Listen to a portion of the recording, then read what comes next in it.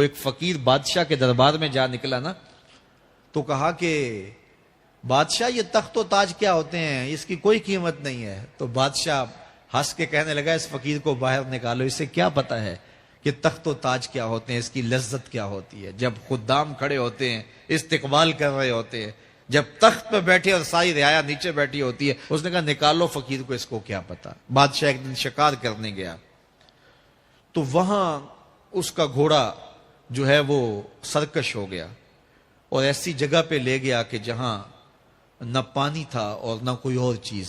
بادشاہ وہاں ہانپ رہا ہے کہ وہی فقیر مشکیزہ ڈالے ہوئے گزرا اور آواز دے رہا ہے پانی لے لو، پانی لے لو۔ بادشاہ کی تو موت واقع ہونے والی تھی، آخری ہچکیاں تھی، تو اس نے آواز دی پانی۔ تو اس فقیر نے کہا کہ ہاں تمہارے پاس ہے کوئی قیمت پانی دینے کی؟ اس نے کہا میں بادشاہ ہوں اس ملک کا۔ اس نے کہا ہوتے ہوگے، مجھے غرض نہیں ہے، میں تو بیچتا ہوں پانی۔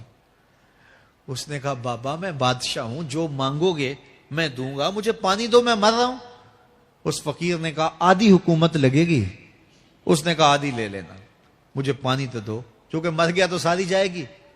اس نے پانی کا گھونٹ دیا، پیاس کی شدت تھی، جب پانی کا کٹورا اس نے منہ سے لگایا تو پانی حلق میں اٹک گیا۔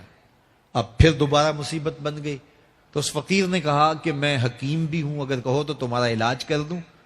اس نے کہا ضرور کرو، لیکن اس نے کہا میں یوں ہی نہیں کروں گا، آدھی باقی حکومت بھی لگے گی، وہ بھی لکھ دو۔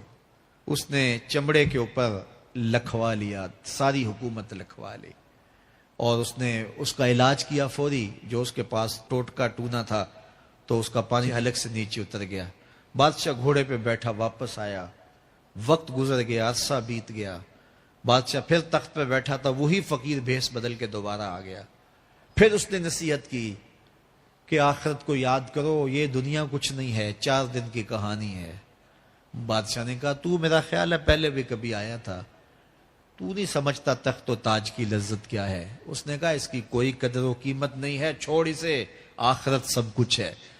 تو اس نے کہا نکالو اس فقیر بابے کو، یہ اس دن بھی آیا تھا تو آج پھر آ گیا ہے، اپنی راہ لے بابا۔ اس فقیر نے اپنے تھیلے سے وہ چمڑے کی دستاویز نکالی جس کے اوپر اس نے ساری حکومت لکھ کے دی تھی۔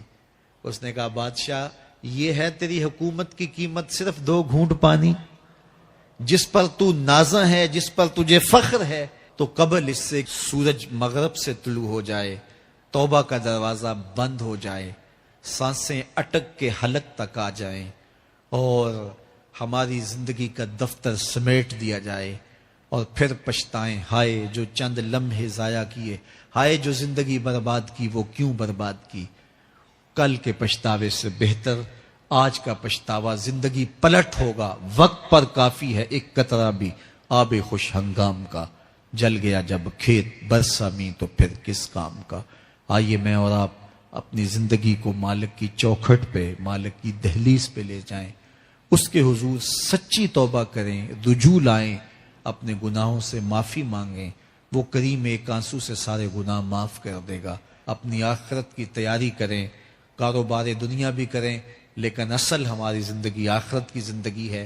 صحابہ کو خندق کھودتے دیکھا تو پیار آیا تو یہی کہا اللہم ان العیش عیش الآخرہ، اے اللہ زندگی تو آخرت کی زندگی ہے، فاغفر للانصار والمہاجرہ، میرے انصار کو بھی بخش دے، میرے مہاجروں کو بھی بخش دے۔ تو اللہ تعالی ہم سب کی مغفرت فرمائے۔